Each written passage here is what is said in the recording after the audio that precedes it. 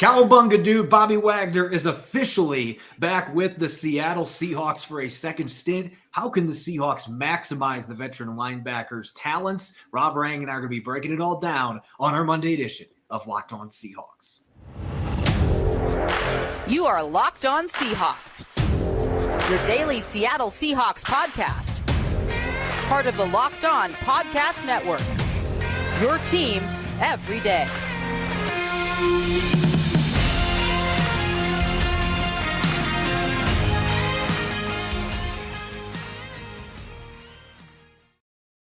Greetings, 12. This is Corbin Smith, host of the Locked On Seahawks podcast, your daily Seahawks podcast, part of the Locked On Podcast Network, your team every day. Glad to be joined for Mock Draft Monday by my co-host in crime, Rob Rang, and a special thanks to all the 12s out there, as always, for making Locked On Seahawks your first listen 5 days a week. We hope all of you had a great weekend. We've got a jam-packed episode coming your way. Number 54 is back in Seattle. I'm sure we're going to be talking quite a bit about his return for a second stint, taking a look at what's next for the Seahawks over the next month as they prepare for the NFL draft. What are the moves they need to make? And of course, for Mock Draft Monday, we'll be diving into some of the latest mock drafts coming from you, our valued listeners, with three first-round draft picks for the Seahawks. Some really fun mock drafts that we will be combing through and critiquing on this loaded episode. So without further ado, let's get to it. Now for your lead story here on our Monday edition of Locked On Seahawks.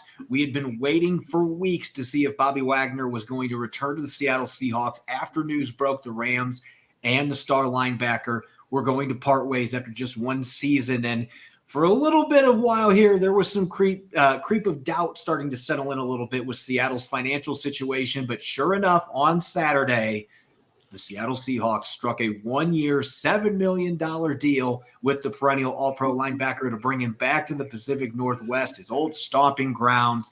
Rob, we had talked about this for weeks, the possibility of Bobby Wagner coming back after a one-year hiatus in Los Angeles. And now that it's become a reality, what are your thoughts on the deal? Well, I'm not only excited about Bobby Wagner's return to Seattle, I'm excited about Quandre Diggs' future in media. With the Locked On Seahawks co-host breaking the news of Bobby Wagner's return to the Seahawks, and as he basically had predicted previously, and as you said, Cord, with all joking aside, we had discussed this possibility because, of course, Bobby Wagner is just such a beloved member of the Seahawks past, and obviously now the future as well, and the fact that obviously inside linebacker was a huge area of concern for this team. And so it just felt like a kind of a hand-in-glove fit. And so what I am most excited about is the fact that Seattle is getting a man of Bobby Wagner's caliber returning to their club. But from a football perspective, I'm excited because they are getting a very productive, very instinctive, very physical football player who, a year ago, I thought played just about as good as I've seen Bobby Wagner play in the NFL. And I count me among those who was absolutely stunned by that, but I don't know that we should have. The middle linebacker position, you have obviously got to be tough physically and mentally. And I thought that I saw a more motivated, a more passionate, certainly a better playmaking Bobby Wagner a year ago with the Rams. And I think that some of his best performances he saved for those kind of revenge games against the Seahawks, whether he's willing to admit that or not. But I hope that he saved some of that nastiness and that playmaking ability for this upcoming season, because I think the Seahawks clearly are all in on the idea of winning right now. And I think that this was a statement move. I think this is the type of a move that basically, again, is just reflecting on the fact that this is a playoff caliber team. They expect to be there as well. And they wanted to get a player that helped them on the field, but also help them in the locker room as well. I love what our good friend Jim Nagy, the director of the Senior Bowl, tweeted this morning, that Jaron Reed was included in this as well. But Bobby Wagner and Jaron Reed are upgrades at their positions, but these were also cultural additions for the Seattle Seahawks, bringing the edge and the passion that these two guys play with, the leadership at their respective positions. And so obviously that is a big piece of the puzzle here. And as I mentioned last week, when we saw Levante David sign a 1-year, $7 million deal to go back to the Buccaneers, that to me set the ceiling for Bobby Wagner's next contract. That is where the market was set for aging linebackers. And so when the deal broke yesterday that it was the same price, a $7 million deal for a guy that was a second-team All-Pro, a deserving second-team All-Pro. It was not just name recognition. He had a fantastic season for the Los Angeles Rams, but to get a player of that caliber who is still playing at a very high level for just $7 million for this upcoming season, that's a lot of bang for your buck, not just on the field, but with the leadership that he is going to bring to this football team. And as I mentioned in the follow-up question too, and you kind of dove into it a little bit, but looking towards this season, fans can't be expecting that Bobby Wagner is going to be 2018 Bobby Wagner. He's not the same style player. He's not as quick. He's not as fast. Still very effective. We saw that with the Rams last year. And you look at the numbers he put up last season. This is from Pro Football Focus. He only had 89 solo tackles. That was 24th among linebackers, but he finished with 140 tackles, still all over the field. What really fascinated me, though, we talked last year when he was cut. One of the issues that he had in 2021, his last season, was it felt like a lot of his tackles were happening 5, 6, 7 yards down the field. This year, his average tackle depth against the run was just 2.8 yards, which is 6th best in the NFL. He also was 5th best among linebackers, off-ball linebackers, with 20 pressures, 4th with 6 sacks, and a 90.7 grade, which is the highest grade Pro Football Focus has ever given an off-ball linebacker for a season. And that includes some of the other incredible years that Bobby Wagner has gotten really high grades with the Seahawks from Pro Football Focus. Now, those grades, not as big of a deal as the stats and what you see on film. But what really jumped out to me digging deeper into the numbers, he had more snaps on the line of scrimmage, 35 of them on the defensive line and 35 off tackle, so playing off edge for the Rams last year. That's 70 snaps where he played on the line of scrimmage. That was part of the reason he had 6 sacks. He was very effective blitzing. The Rams utilized him in that way.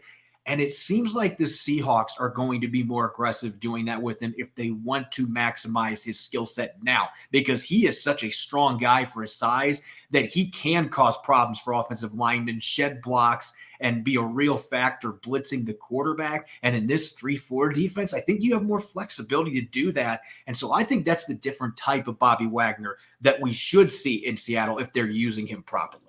Yeah, and I'm happy that you mentioned the question again, Corbin, because I failed to address it. I think that it's a very good point. Again, I think the Bobby Wagner just had a phenomenal season a year ago, and PFF's numbers kind of, make that same claim. I also think, though, that as you mentioned, Seattle's going to ask him to do some things that are a little bit different than what he was asked to do with the Rams. And I hope that he is asked to do a little bit more like what he was asked to do in LA. As you mentioned, he was up closer to the line of scrimmage. I think that fits in with his skill set better now, who he is at this point in his career. I think it's more fun for a linebacker probably to be rushing the quarterback, who still has, the power that Bobby Wagner has the burst that he has always been a very instinctive player, and he's got kind of that compact frame. He's a little bit shorter than some of the other linebackers out there, so it's a little bit more difficult for those blockers to kind of get under his pads. So I think that he's always been very effective in that way. And I kind of go back to, I remember what, of course, another Seahawk great linebacker and KJ Wright, and the transition that Seattle asked him to make late in his career. Of course, he had for so long been such a star at the weak side linebacker position, made that transition to strong side. He was asked to play a little bit more at the line of scrimmage himself. And I thought that he had the length and the strength to be able to do that. Wagner is a much differently built player, but still, I think that where he started to struggle at times, I think with the Seahawks, and still, I think he would struggle just about anywhere at this point in his career against the offenses in today's NFL, is really playing back in space, in coverage. Yeah. But I think that with Seattle using so many more 3 safety looks a year ago, that was one of the real tragedies in my mind, that Seattle lost Bobby Wagner the way that they did at a time when maybe they were going to be able to protect him a little bit more, because again, they were going to have those 3 safety looks. Now, obviously everything fell apart with Jamal Adams going down to injury, but at the same time, I do think that Wagner is better suited to be successful in Seattle in 2023 than he would have been even a year ago, and certainly 2-3 years ago with the Seahawks. So again, it's one of the reasons why I'm very excited about this reunification. And you made a really interesting point there with the 3 safety sets, because even if Jamal Adams is not able to come back as the same player, he has more issues staying healthy. You now have Julian Love as that 3rd safety, and Ryan Neal's still on the roster too. So they have plenty of flexibility to be able to plug in a number of different guys that are versatile players. They can move around. And that does give some protection to Bobby Wagner, where you're not consistently asking him to drop back 20 yards off the ball and try to handle slot crossers. And we know the Rams were picking on him a couple years ago doing that. Those 20-yard slot crossers and getting outside guys going across the field. And it really created problems for him.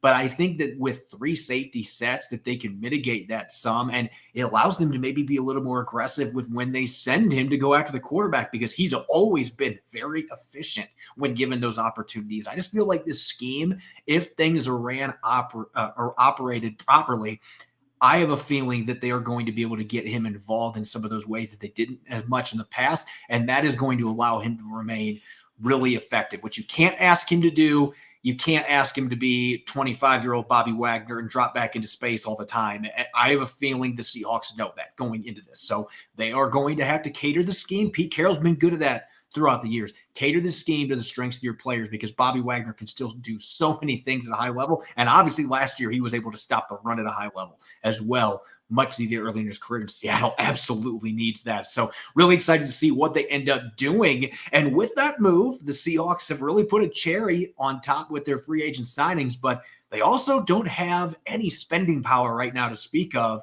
and there's still plenty of holes to fill. So coming up next, we're going to be looking at 3 moves that we think that the Seahawks need to make here over the next month before the NFL draft to continue improving their roster and most likely improving their salary cap situation as well. We'll get to that here in a moment on our Monday edition of Locked On Seahawks.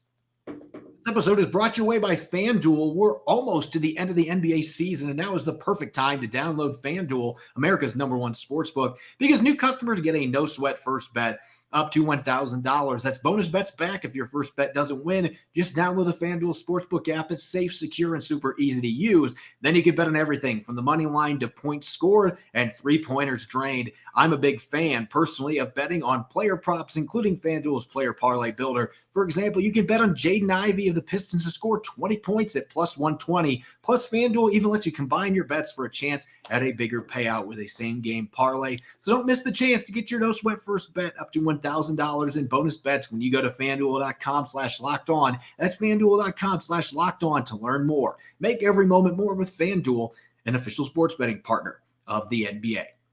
You're listening to Mock Draft Monday here on the Locked On Seahawks podcast, part of the Locked On Podcast Network, your team every day. Glad as always to be joined by my co-host in crime, Rob Rang. I'm Corbin Smith.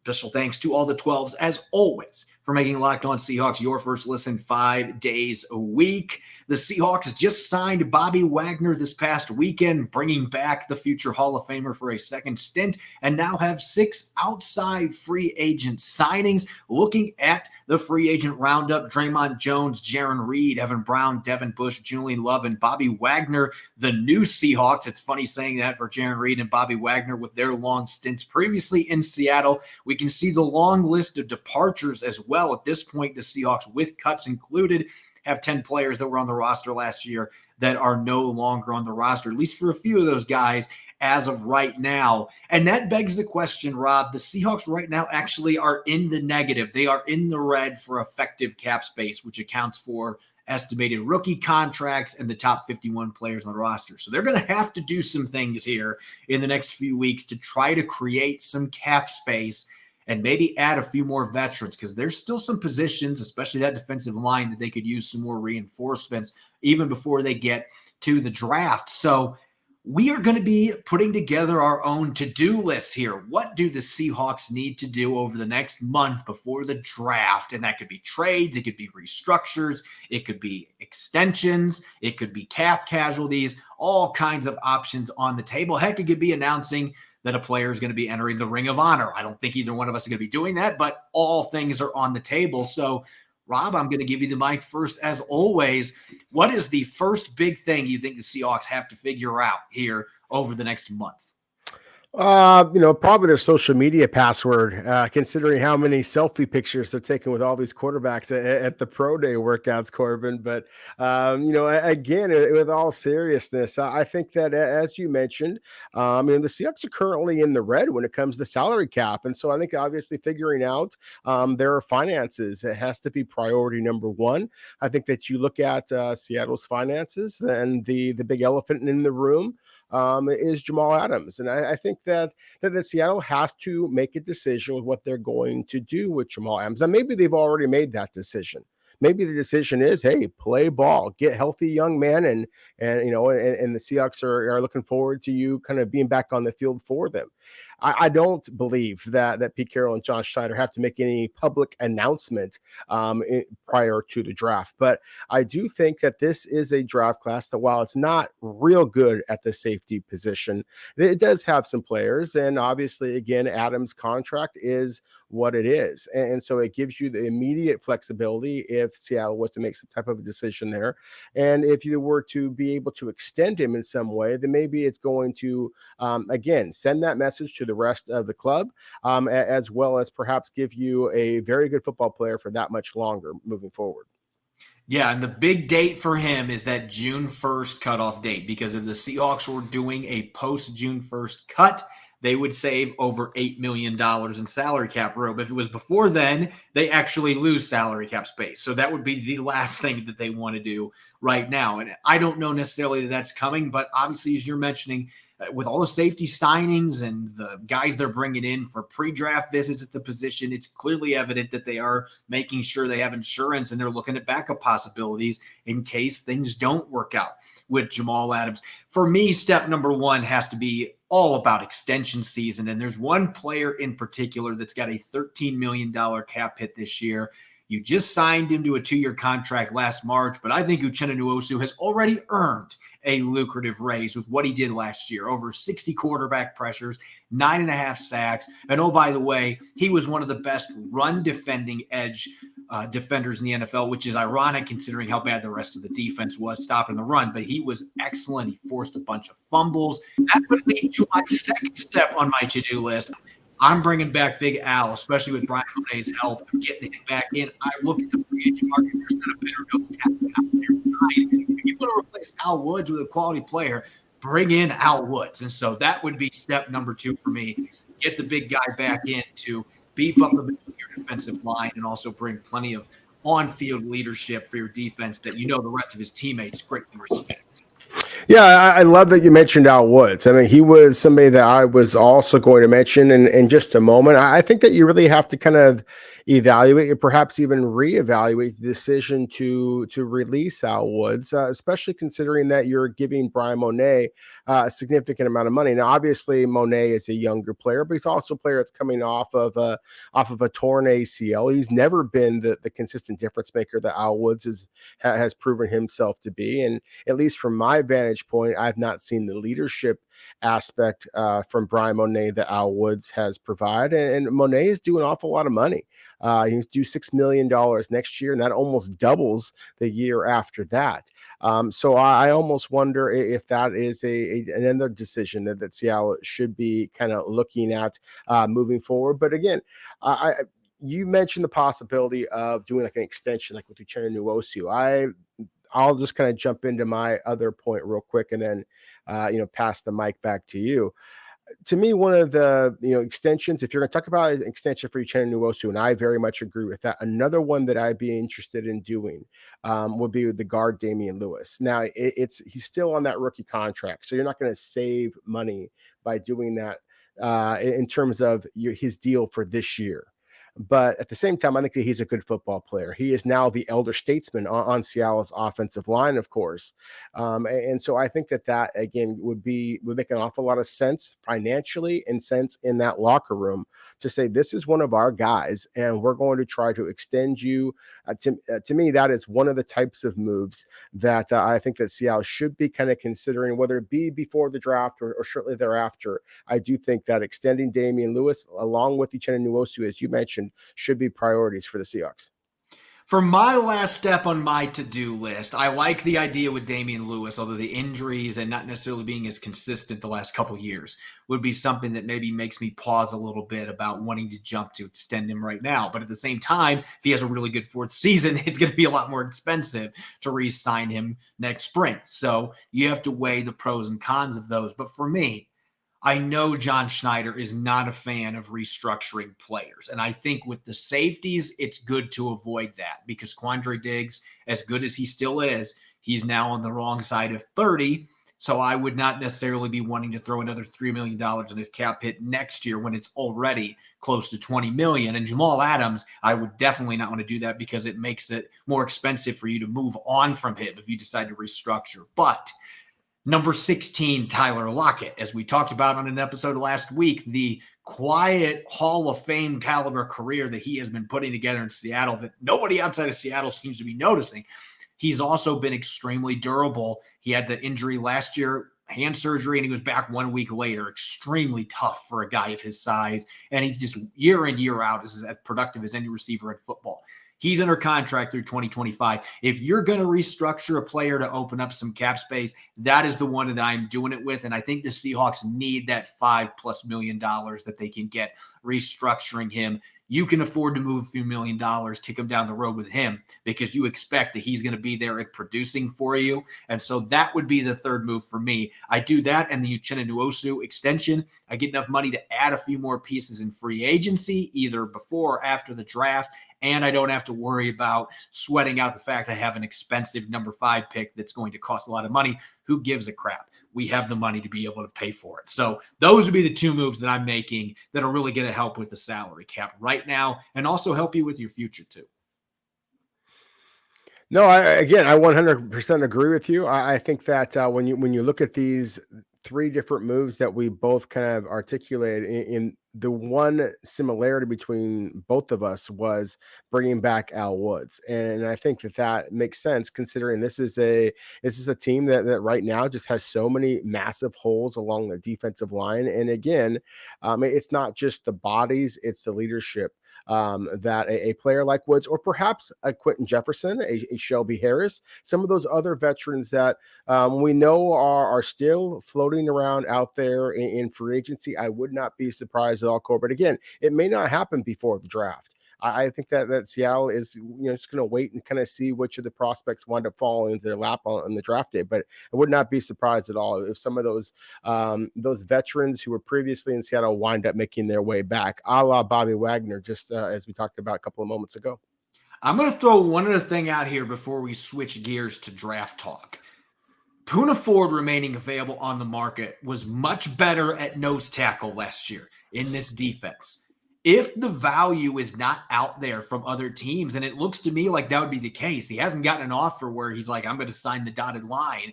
If Seattle's able to open up some cap space and they want to be younger at defensive tackle, the nose tackle position, Poona Ford can play that spot. And I think it's a better fit for him in this defense. So maybe that's a way that Poona Ford could end up back in Seattle before the draft too. That is a possibility. So they've got a lot of things on the table, but they got to figure out the salary cap thing. There's levers for them to do it, as we both discussed, but they're going to have to figure out a way to get that shored up a little bit so they can still add a few players to this roster and, of course, be able to afford that big draft class that they're going to be bringing in the end of next month. Speaking of the draft, it is Mock Draft Monday after all. So it is time for us to dive into some fan-submitted mock drafts. And we switch things up a little bit this week rather than us focusing on the 2nd through the 7th round, which we do most of the time. And those are obviously important, especially for the Seahawks. But the Seahawks have 2 first-round picks. And we started to think about this. Could this be the year that John Schneider says, you know what? I want to go back into the first round. I've got 2 second-rounders. I've got a bunch of picks after that.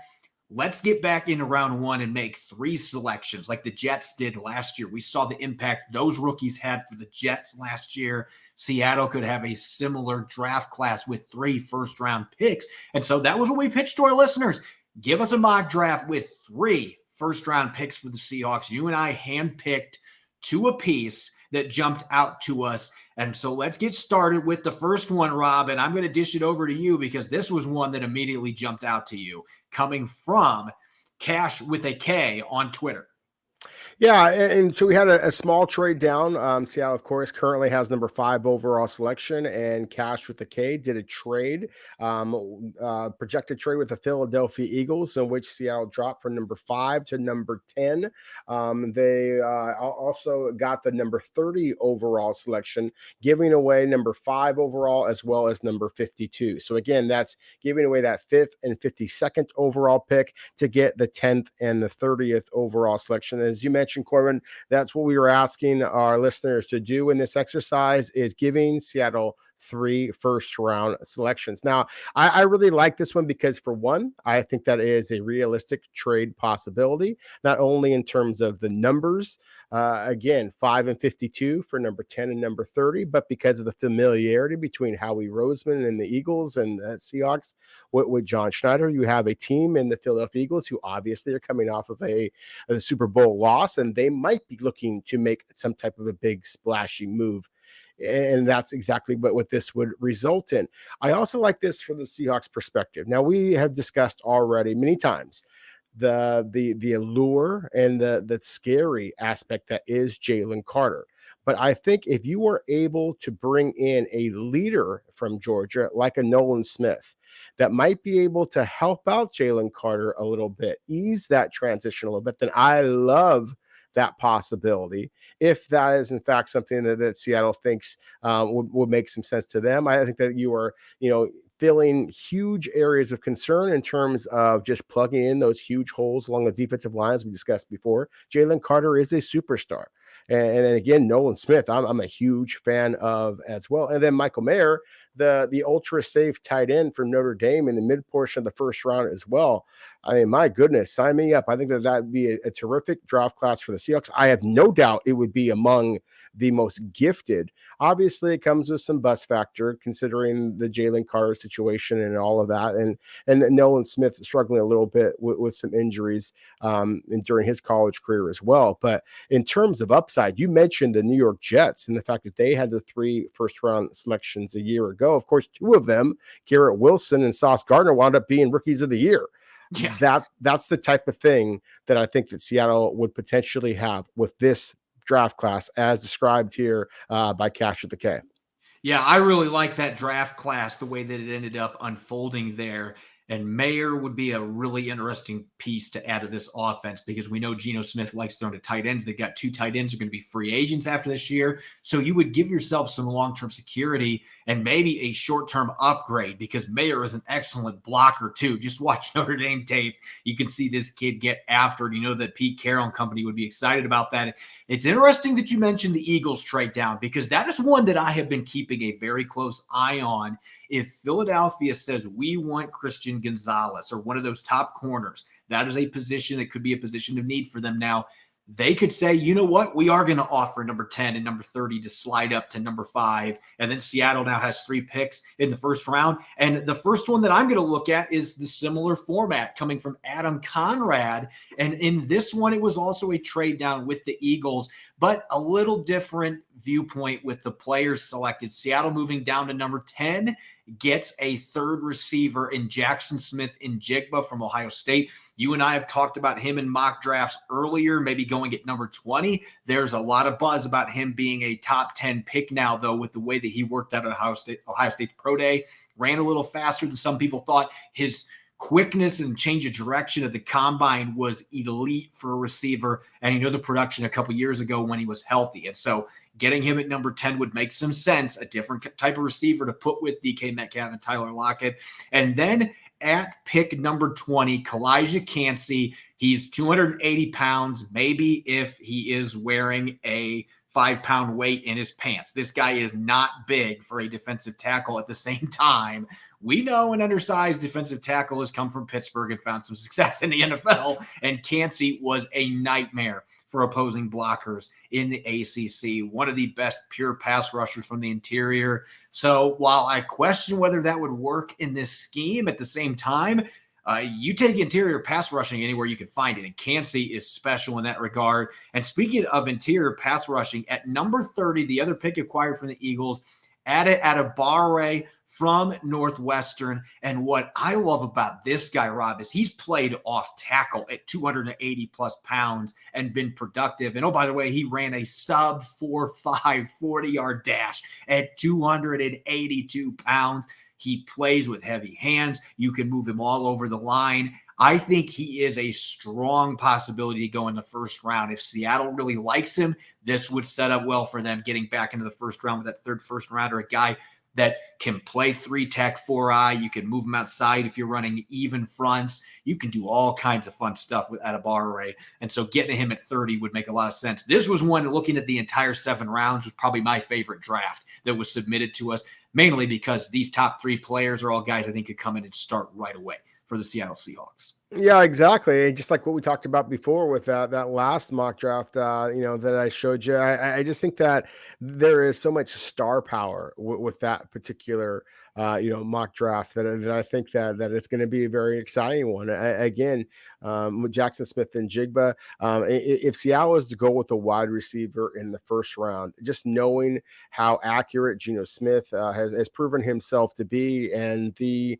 opportunities that he would get, the single coverage that whoever that receiver would receive with Tyler Lockett and DK Metcalf out there, he just potentially could absolutely explode. And again, with a playmaker like Kalijah Kancey, again, how could you not be excited about that? I mean, he is just so perfectly suited to where the NFL is going. And so I'm going to kind of just continue to kind of talk about Kancey here for a moment, because in the final mock draft that I'm going to be highlighting here, Kancey is going to be there at that pick number 20. Again, Seattle's native selection. And we talked before about the possibility of trading down with the Eagles. That, again, is what we have here. This is, I believe, is pronounced Varun Venkatesh. If I mispronounced that, I apologize. But thank you for submitting this mock draft. I think this is, again, a fascinating one, because you have a playmaker in Kancey. And I agree with you, Corbin. I'm not so sure that he fits in with that traditional 3-4 look. But at the same time, as we've talked on so many different occasions, the Seattle isn't looking for traditional. They're looking for playmakers, and Kancey is definitely that. His quickness, his power, again, in an era of today's NFL that's always throwing the football, I think that he is just an absolute matchup nightmare.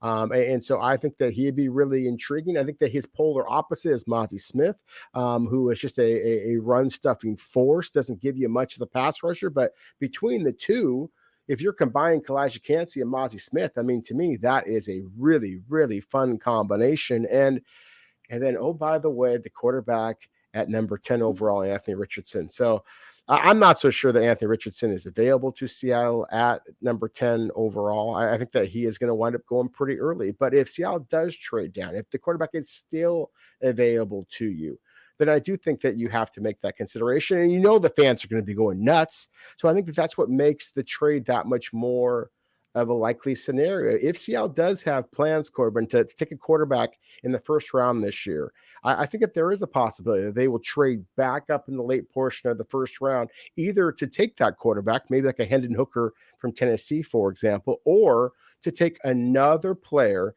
because, again, there's going to be a lot of hand-wringing out there from fans saying, oh, I thought you said you were trying to win right now. Now you're taking a quarterback that suggests that you're looking towards the future. If it's Richardson, I don't know that that's necessarily the case. I'm not suggesting that he could beat out Geno Smith. What I am suggesting is that Anthony Richardson is such a running talent that he might be able to give you a little bit of some sub packages immediately as a rookie. We saw the way the Philadelphia Eagles were literally able to run their way into a Super Bowl just because running behind Jalen Hurts. I wonder if Seattle wouldn't be interested with pairing Geno Smith and his accuracy as a passer with Anthony Richardson's running ability as well. I think this is a really interesting mock draft in a lot of different ways. Again, because I do think it's a possibility that if Seattle decided they did want to gamble on a quarterback early, I do think that they would come back to try to get some other playmakers to ease the concern that Seahawks fans might have with that decision. I'm going to break up the monotony just a little bit here, because each of our first 3 mock drafts, we didn't do it on purpose. They were our 3 favorites, but they all involved trades with the Philadelphia Eagles. And there's got to be another way to get 3 picks in the first round, right? Well, sure. There was actually a combo here. I got to give some credit for this one. I got to give some credit to this one. MDFL Gaming as well as Max 2501. Both of them submitted the same mock draft with Jalen Carter, Jack Campbell, and Osiris Torrance as Seattle's 3 first-round picks. However, MDFL Gaming did not list the order. Our other man, Max, did list the order, and it was an interesting one because Jalen Carter was picked at number 7. The Seahawks traded down with the Las Vegas Raiders, who moved up to get their quarterback of the future at number 5 overall. They got a future first and a second-round pick, and then turned around and traded that second-round pick to move back into the first round at number 29, the New Orleans Saints, and got that pick to draft Osiris Torrance. So I liked the way that this draft fell together, not just because I really like the players, Rob, but also because I like the process here. And I think it's something that could realistically happen. You trade down just a couple spots, and then maybe eventually a day 2 pick that you got as part of that trade down, you could use that ammo to then trade up, and you still have 2 second-round picks at your disposal.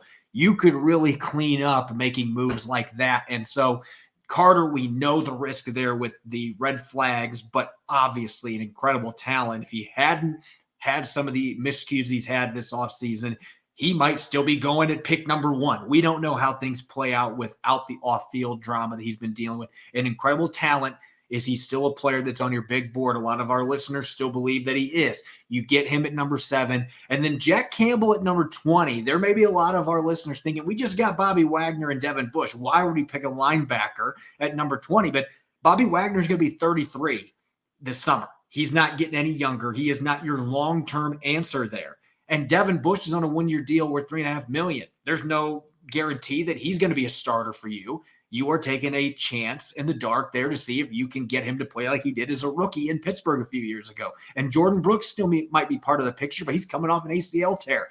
Jack Campbell is that thumper at 245 pounds that also can cover, had a bunch of interceptions in college. You can blitz him. He can play in a 3-4 or a 4-3 defense, and that is a guy that could come in right away and beat out Devin Bush and start next to Bobby Wagner. And who better to learn from than number 54 playing alongside him while Jordan Brooks is still recovering? You could have Jordan Brooks and Jack Campbell as your long-term linebackers. Maybe even Brooks isn't part of their future. We don't know what holds there, but Jack Campbell at number 20, maybe that's higher than some people think he should go. But there are a lot of people that think he's the number 1 inside linebacker in a class that doesn't have a lot of depth at that position. He could very well go in the middle of the first round. And Seattle might be one of those teams that's looking towards the future, thinking, let's get a guy that could play for us now, potentially next to Bobby Wagner, and be a long-term fixture at linebacker. And that last pick, trading up with the New Orleans Saints for Osiris Torrance. He's a big guy. Maybe doesn't necessarily fit what Seattle's looking for at the guard position now. But, oh, by the way, he didn't give up a sack his entire college career. This guy is a tank. Part of the reason he doesn't give up sacks is because you have to run 2 miles to get around him. But he is a big dude. He can maul in the run game when his technique is right. He's going to need coached up. He lunges some. But I think Andy Dickerson would love the chance to take on a project like that has great size and is an underrated athlete, moves his feet fairly well. I still think he could work here. They drafted Damian Lewis a few years ago. They still like those big body guards. I could see Torrance fitting. And at number 29, trading up, I could see that making sense with this being a class that maybe isn't quite as deep at the guard positions as it is at center and maybe even tackle. So I really like these 3 picks, and I like to set up the framework of those 2 trades to get those 3 selections. Well, and I like those selections for a lot of different reasons. For one, you are addressing the line of scrimmage, which, as we've talked about, is obviously the biggest area of concern. And number 2, while there might be some out there who might scoff if Seattle was to invest a first-round pick in a linebacker or a running back, those are the 2 positions likeliest to give you an immediate impact. And so, again, I think that those are 2 positions. We didn't talk about a running back in this particular exercise today, but we have in the past. And again, a linebacker as well, whether it be a first-round pick or a second-round pick, I fully expect at least one of Seattle's top 4 selections to be a running back and a linebacker. I think that they're going to be looking for that immediate impact kind of a guy. I think that they're going to prioritize the line, but again, to kind of protect themselves by having an immediate impact kind of a player. And if that winds up being Campbell in the first round, then again, I think that it would make some sense because he is viewed by a lot of people. The Butkus Award winner should be viewed as the best linebacker in the draft, and he is by a lot of people out there. And I think that because of his unique blend of agility and length, then he might be that unique player that the Seahawks are kind of privately clamoring for. As always, you can follow me on Twitter at Corbin Smith NFL. You can follow Rob at Rob Rang. Subscribe and follow Locked On Seahawks and on YouTube and all major podcast platforms for free to make sure that you don't miss an episode. Coming up on our Tuesday episode, it'll be Transaction Tuesday. We'll have our weekly topic for our listeners to chime in on. That'll be posted on our social media accounts, so make sure to be paying close attention to that. And we'll be taking a look at what's going on in free agency and at the league meetings as well. For Pete Carroll, John Schneider, and company, enjoy the rest of your Monday. Thanks for listening in. Go Hawks.